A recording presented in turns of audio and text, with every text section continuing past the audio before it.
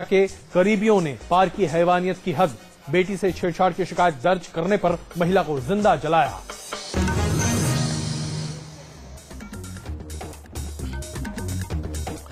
आज आपके सामने जो बड़ी खबरें लेकर हम हाजिर हैं, उसमें सबसे पहला सवाल तो आज जो उठता है वो दरअसल ये है कि नरेंद्र मोदी एक बार फिर विवादों में। तो आइए सबसे पहले अपनी खबरों आपके सामने पेश करें। नरेंद्र मोदी पर नो एंट्री का टैग अभी भी लगा हुआ है अमेरिका में, लेकिन इस बीच उस प्रतिनिधि मंडल से जिससे नरेंद्र मोदी ने मुलाकात की थी, जिसमें 3 रिपब्लिकन कांग्रेसमैन की बात सामने आई थी, अब उससे लेकर एक बड़ी हलचल शुरू हो गई है। न्यूज नेशन से खास बातचीत में उस प्रतिनिधि मंडल के आयोजक ने कहा कि जो तमाम व्यापारी उस मंडल में शामिल थे, उन्होंने अपना खर्च खुद ही दिया था। उन्होंने इस यात्रा के लिए करीब $40,000 प्रति कपल दिया था। तो आखिरकार नरेंद्र मोदी को क्या इसकी जरूरत थी? दूसरी बड़ी खबर जो आज हम आपके सामने पेश करने जा रहे हैं कि आखिरकार मनमोहन सरकार किसके भरोसे चल रही है। मुलायम सिंह यादव को हद में रहने की एक तरह से नसीहत प्रधानमंत्री मनमोहन सिंह ने दी, तो मुलायम सिंह भी कहते हुए दिखाई दिए कि सरकार फिलहाल तो नहीं गिरती, वो अपना समर्थन वापस नहीं लेंगे, लेकिन हां इतना जरूर है कि नवंबर तक मौजूदा यूपीए सरकार अपने दम पर ही गिर जाएगी। तो ये बड़ी खबरें हम आपके सामने लगातार पेश कर रहे हैं। और तीसरी बड़ी खबर, आखिरकार अगर ऐसा होता है तो कांग्रेस की तरफ से क्या राहुल गांधी वाकई में प्रधानमंत्री पद के दावेदार के तौर पर सामने आएंगे? क्योंकि देखा जाए तो तमाम कांग्रेस के नेताओं की तरफ से यह बयान सामने आ रहे हैं कि राहुल गांधी को प्रधानमंत्री बनने में कोई परहेज नहीं है। तो दिक्कत और कमी कहां पर है, इस पर करेंगे चर्चा। तो ये सबसे बड़ी 3 खबरें आपके सामने हम पेश करेंगे, लेकिन सबसे पहले आइए बात करते हैं नरेंद्र मोदी की। नरेंद्र मोदी की मुलाकात अमेरिका के 3 रिपब्लिकन कांग्रेसमैन से होती है, और जैसे ही ये मुलाकात होती है एक नया बवाल शुरू हो जाता है, क्योंकि वो बाहर निकलकर कहते हैं कि वो चाहते हैं कि नरेंद्र मोदी अमेरिका आए और इस वीजे के लिए वो बात करेंगे अमेरिकी सरकार से। इस पर लेकर जो विवाद होता है वो तो अलग, लेकिन एक दूसरा बखेड़ा ये खड़ा हो गया जब शिकागो के एक अखबार ने इस खबर को छापा और कहा कि इस प्रतिनिधि मंडल जिससे मुलाकात हुई नरेंद्र मोदी की, उस प्रतिनिधि मंडल में जो व्यापारी शामिल थे वो तमाम व्यापारी अपने खर्चे पर आए थे, और इस प्रतिनिधि मंडल में शामिल होने के लिए उन्हें करीब $40,000 तक की चपत लगी थी। तो सवाल यह उठता है कि नरेंद्र मोदी को इस प्रतिनिधि मंडल से मिलने की जरूरत क्या थी? देखिए रिपोर्ट।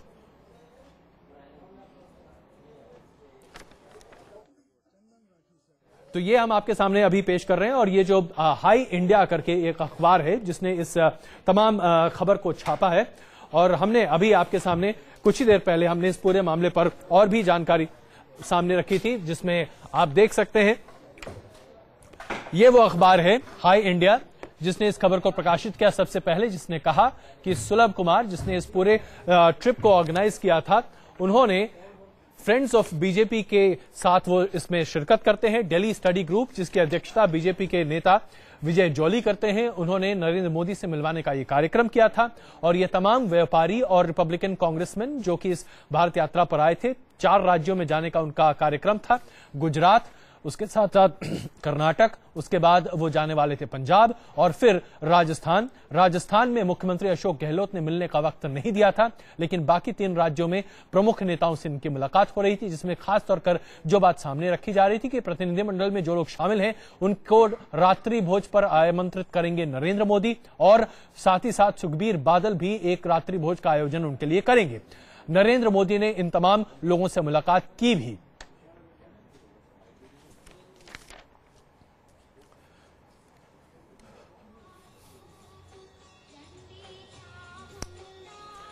तो ये तमाम बातें अभी स्पष्ट होती हुई दिखाई दे रही हैं, और इसके साथ ही अब जो एक नया बवाल खड़ा होता हुआ दिखाई दे रहा है, एक नया विवाद खड़ा होता हुआ दिखाई दे रहा है कि नरेंद्र मोदी से मिलने जो कांग्रेसमैन पहुंचे थे उनके लिए आखिरकार यहां तक आने का पैसा किसने दिया था? क्या ये फ्रेंड्स ऑफ बीजेपी के जरिए दिया गया था? और अगर ऐसा था तो क्या नरेंद्र मोदी को इस पब्लिसिटी की जरूरत है? ये बड़ा सवाल आज नरेंद्र मोदी के सामने भी खड़ा हो रहा है।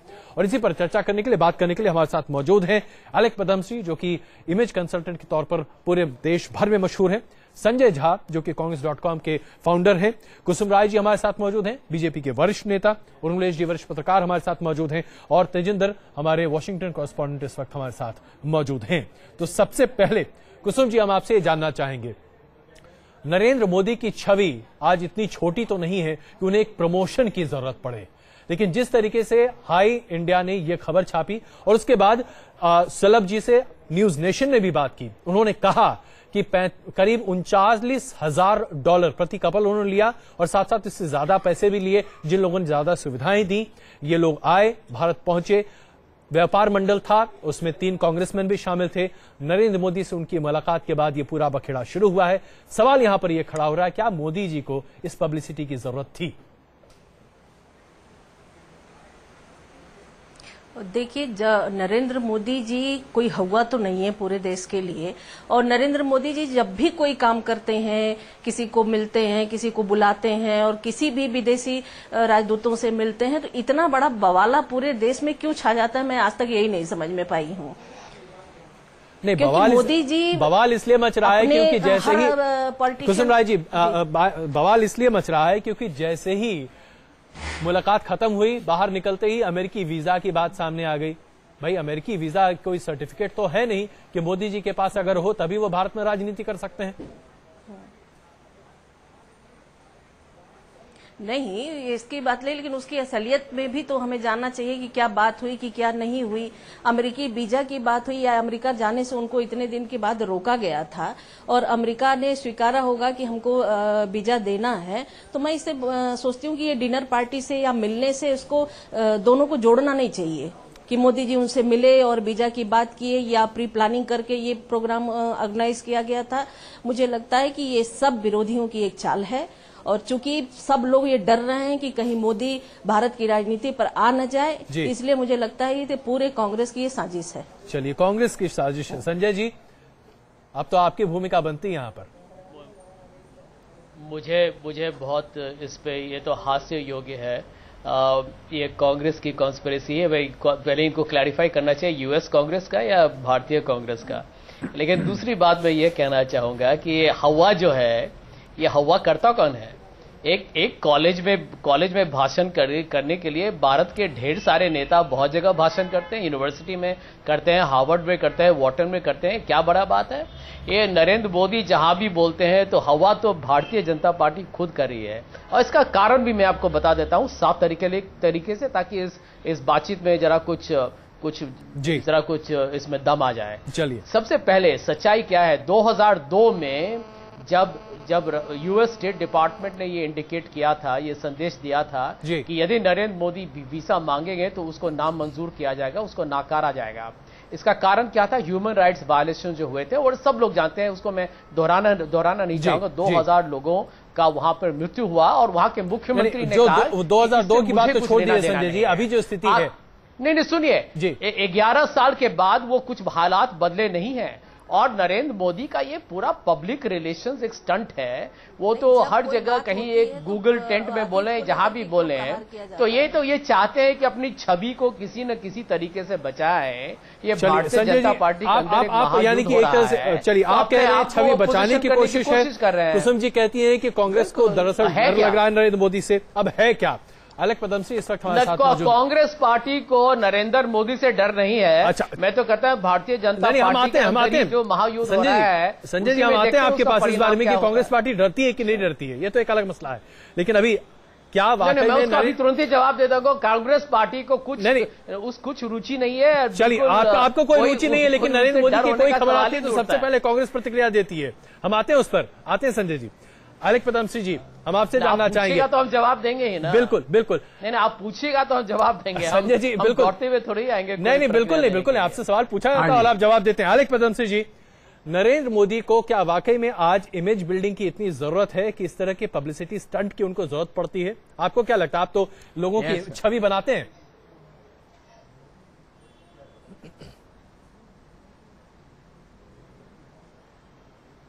अलग पदमसी जी, देखिए जी, मैं तो बहुत से ब्रांड्स और कब 1-2 पॉलिटिशियन भी उसके पब्लिसिटी किए हैं, हाँ, मगर एक बात है कि अगर वो पॉलिटिशियन सिंसियर नहीं तो हमेशा पब्लिक जरा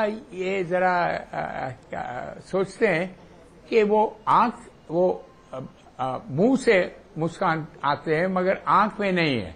he doesn't smile with his eyes. Is he a sincere or insincere man? That's first question. Ji. Second question is that if he was in charge of Gujarat during 2002, तो क्यों नहीं वो कहते हैं कि yes, I'm sorry, I was a bad administrator and I could not prevent the massacre of so many of the minority community. All this, सीधा मुंह पर. And just because he has done development, Hitler also did beautiful development. But what about the other side of Hitler? We have to see the whole man. पूरा जी, आप तो यहाँ पर अब सीधे तीसरा विषय शुरू कर देंगे. आप नरेंद्र मोदी को हिटलर बना रहे हैं, बड़ा मुश्किल हो जाएगा. थर्डली, कि आज अभी तक 2013 में जी, why is it that no Muslims are allowed across the Sabarmati after 9 p.m. at night? वो सवाल मैं पूछता हूँ. चलिए, Why doesn't someone ask Mr. Narendra Modi? चलिए, कुसुम राय जी, एक छोटी सी प्रतिक्रिया आपकी अभी यहाँ पर बनती है और उसके बाद हम अभी चर्चा को आगे बढ़ाते हैं.